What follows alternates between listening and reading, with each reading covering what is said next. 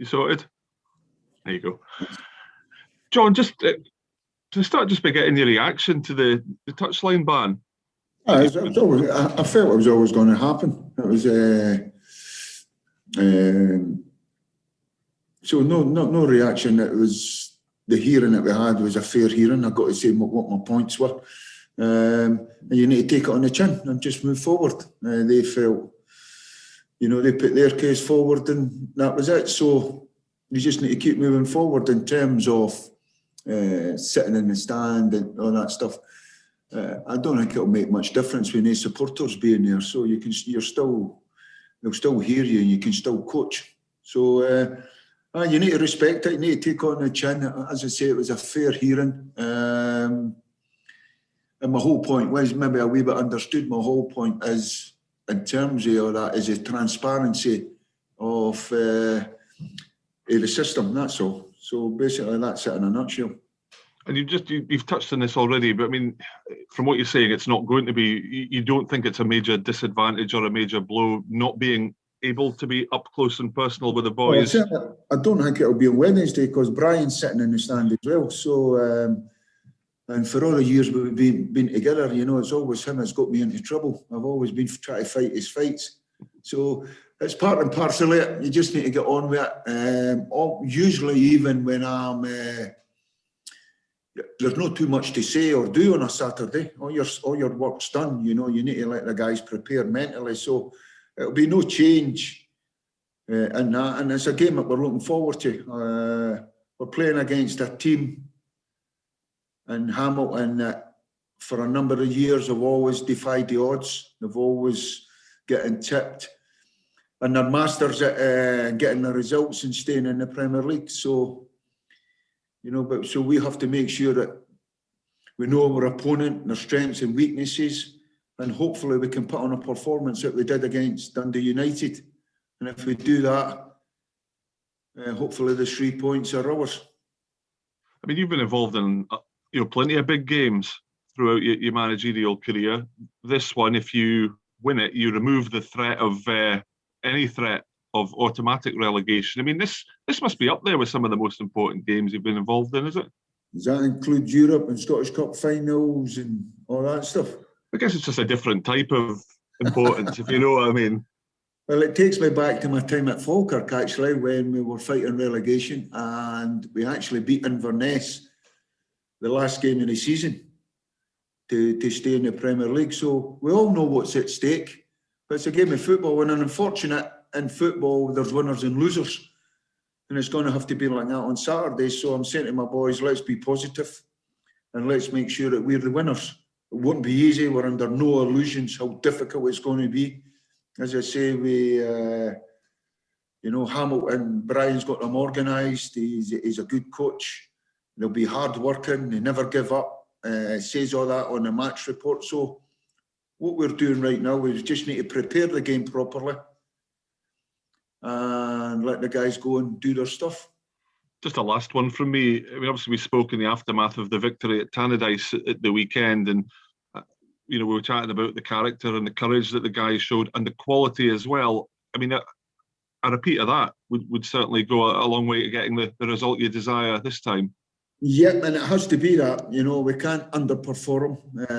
I'm no doubt in the game of football there'll be times where we'll be under the cosh, like we were at Tannadice. You have to be organised. But if it's the same mentality and the same work ethic and quality that we showed against Dundee United, then I think that could be enough for us. And you're hoping it could be enough. But saying that, Hamilton will be saying the same. And it's all to play for. It's something that you have to embrace and you look forward to. What will be, will be. You cannot let that mentally affect your performance. And that's why I'm saying to all the players that I'm really, really am so proud of them for the situation that we've been in since I've come in. Try to get off the bottom of the table, fight our way up the league. Some of the results that we've had, I'm proud of them. So it's in our own hands. Let's go and take that advantage. Hi John, how's your squad looking injury-wise? Aye, there's one or two I've never trained, a couple of knocks, but not. And that's another thing I have to say that, since I've come in, I had to get them all out of the physio room.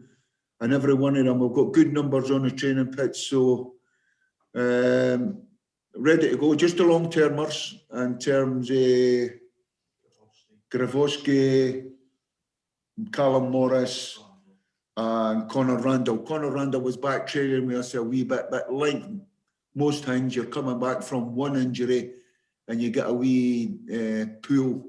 So he was just feeling his fire a little bit. So, but good numbers, still got good numbers to pick from. A healthy substitutes bench gives me a headache that you want. Tremarco, is he available? He's touch and go. He'll be touch and go. He's been training the last few days, and if he played, it would be. He's a fit boy for his age, and I'm quite sure he could get through the game as he did against Kilmarnock with adrenaline, and he was very good. So we'll see how he goes today and over the weekend, and then we'll judge it from there. Cheers, John.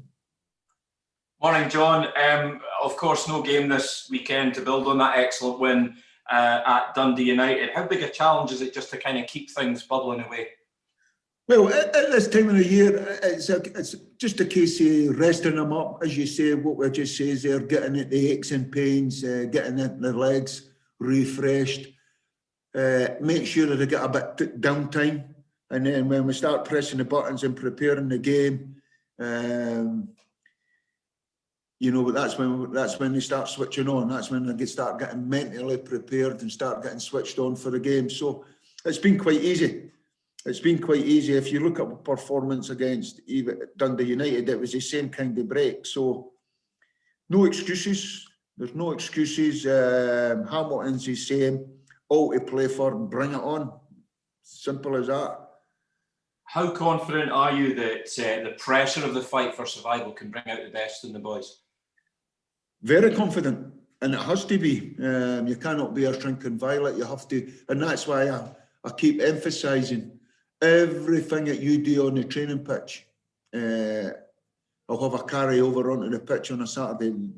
The simple thing is you train the way you play, and if you're at it on the training pitch, and it'll look after itself on a Saturday. So I'm just somebody's behind the camera there. But it's no deal, having fun. So if you're doing it on a training pitch, it's a carryover, and that's a message I'm trying to get onto them. You train away and real down to the fine details, the attention to details, the wee set passes, how you pass it, the angle of passes, your enthusiasm. And to be fair, I've had a fantastic buy-in. I really am proud of them, at what they've achieved. Yet, could it have been a little bit better? Yet. Maybe I have to look at it and say, well, you're asking too much of them. As I keep saying this, the results that we've had, it's in our old hands. We'll give ourselves a chance. Let's go and take it. And of course, you're preparing to go head-to-head with your very good friend, Brian Rice, in a few days' time. Has that friendship been put on hold for the next few days? No, I just spoke to him this morning. Always good friends with Brian. Known Brian for a number of years. We've always been a good working relationship. I was with him last week. He was up watching Inverness, Dundee game. So we had a catch up there. And I'm proud of Brian. I really am. I take a great pride in what he's doing and going to sell and getting into management. And I can only wish him all the best. As I say, there's going to be winners and losers. That's what football does. I'm up against Brian, but Tyrone asked the questions in terms of the game. When you look at the history of football, it always throws up so many ex-managers that have to go on for Jim Jeffries and Alec McLeish, Tommy Burns, all these guys. And that's what football does. It's fantastic. And as long as we're competitive and it's done in the right manner. And as I say, I really am. I take a bit of pride in what Brian's done, going it alone and getting in about it and all that. Good on him. So hopefully we can be the winners on Wednesday, and it'll be amicable. And as I say, it's unfortunate when friends come together and two teams come together. There has to be winners and losers. So hopefully it falls on our side. But you'll park the friendship to one side for 90 minutes at least. Oh, 100%. But the thing about it, football's quite easy if you concentrate on your own team. I have to concentrate on my team. And when you're doing your match preparation and preparing in possession, out possession, when you're coaching it, that's what you're looking for. You're looking for these guys to implement what you're doing on the coaching pitch. So all your focus and concentration is really on your own team. And I'm quite sure Brian will be the same. Thanks very much, John. Good luck. Cheers. John, I know you're saying about, obviously, you come up against guys you've worked with before. What do you try? I think I want to say. What do you want to say? What do you mean?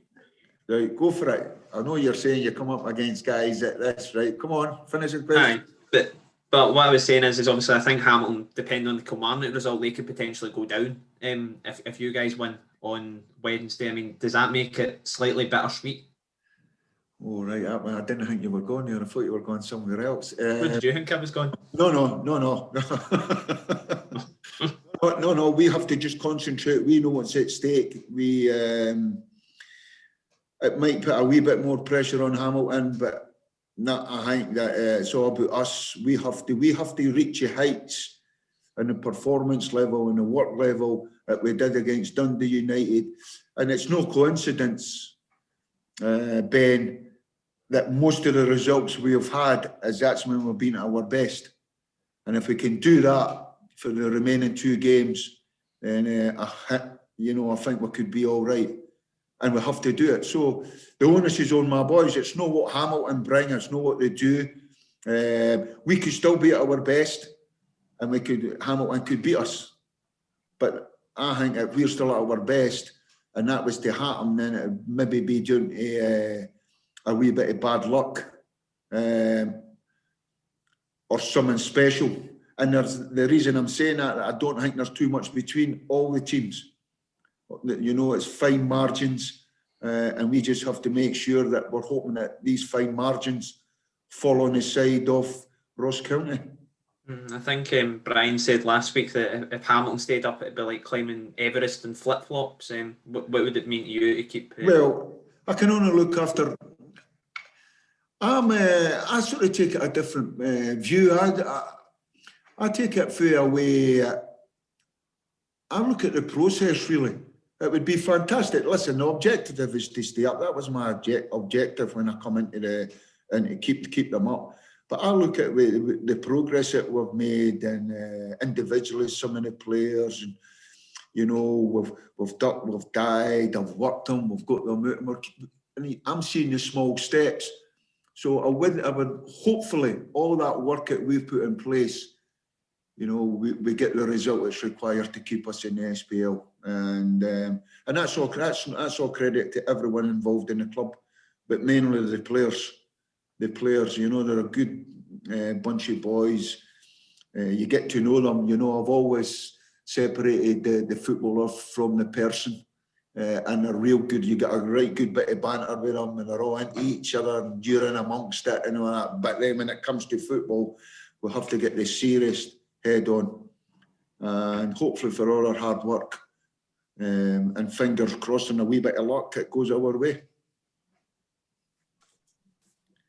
Okay, All right, Ben. Good for me. I didn't know where you were going.